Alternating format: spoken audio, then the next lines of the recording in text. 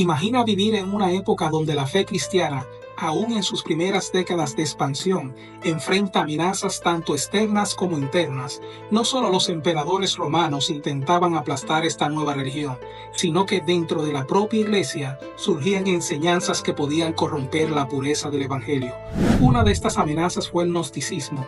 El gnosticismo es una corriente que deriva de la palabra griega gnosis, que significa conocimiento. No era una religión unificada, sino una colección de creencias que prometían un conocimiento secreto y especial, accesible solo a unos pocos iluminados. Según los gnósticos, el mundo material era inherentemente malo, creado por un Dios inferior, y la salvación venía al escapar de este mundo a través del conocimiento espiritual. Pero ¿qué hacía el gnosticismo tan atractivo para algunos cristianos? En primer lugar, ofrecía una respuesta al problema del mal que resonaba en una época donde el sufrimiento y la injusticia eran comunes.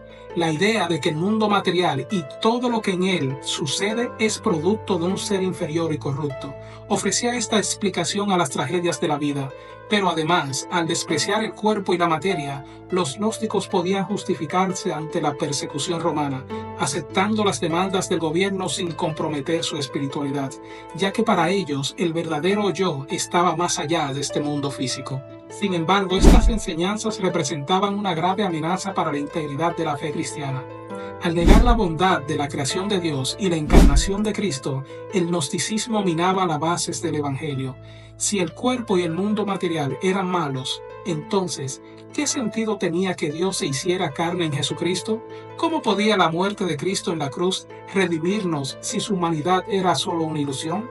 Estas preguntas llevaron a la Iglesia a tomar medidas drásticas. En este contexto surge una figura clave en la defensa de la ortodoxia cristiana: Atanasio de Alejandría. Nacido a finales del siglo III, Atanasio se destacó desde joven por su intelecto y su fervor religioso. A lo largo de su vida se convertiría en uno de los más grandes defensores de la fe cristiana, luchando no solo contra el gnosticismo, sino también contra otra herejía devastadora: el arrianismo.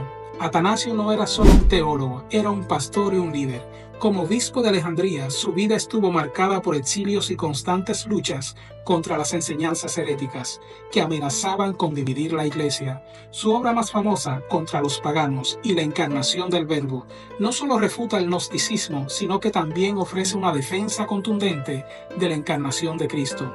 Atanasio fue un defensor incansable de la idea de que Jesús era tanto completamente Dios como completamente hombre. Para él, la salvación solo era posible si Cristo, en su humanidad, había realmente sufrido, muerto y resucitado.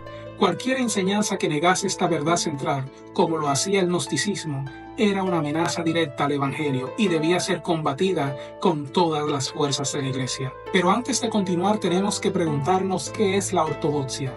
Ortodoxia literalmente significa gloria correcta o culto a lo correcto. En términos cristianos, la ortodoxia es la enseñanza que coincide con el consenso de la Iglesia y que está de acuerdo con las Escrituras. Nos lleva a adorar a Dios de la manera correcta y dar la gloria a Él apropiadamente. Se basa en la creencia y en la enseñanza correcta acerca de Dios, o como lo describe perfectamente el libro de Hechos, capítulo 2, verso 42, perseveraban en la doctrina de los apóstoles. Pero Atanasio no solo combatió con palabras y escritos. A lo largo de su vida fue exiliado 5 veces debido a sus firmes posiciones, y en medio de estas pruebas nunca flaqueó en su misión de preservar la fe apostólica. Su estrategia no solo incluyó la argumentación teológica, sino también la organización de concilios y la búsqueda de alianzas dentro de la Iglesia para asegurar la unidad contra las herejías. Y entonces, ¿qué es la herejía? Esto es una buena pregunta que tú y yo debemos hacernos. La palabra griega airesis significa secta, partido, escuela o facción. Y en el Nuevo Testamento escuchamos que los fariseos y los saduceos eran facciones dentro del judaísmo. Incluso los primeros cristianos eran considerados una secta dentro del judaísmo. Sin embargo, con el tiempo, la herejía pasó a referirse a cualquier enseñanza que desviara de la ortodoxia, amenazando con desviar a los creyentes del verdadero evangelio. Como respuesta a las herejías, como el gnosticismo, la Iglesia desarrolló 3 pilares fundamentales para preservar la fe y la unidad: el credo, el canon de las Escrituras y la sucesión apostólica.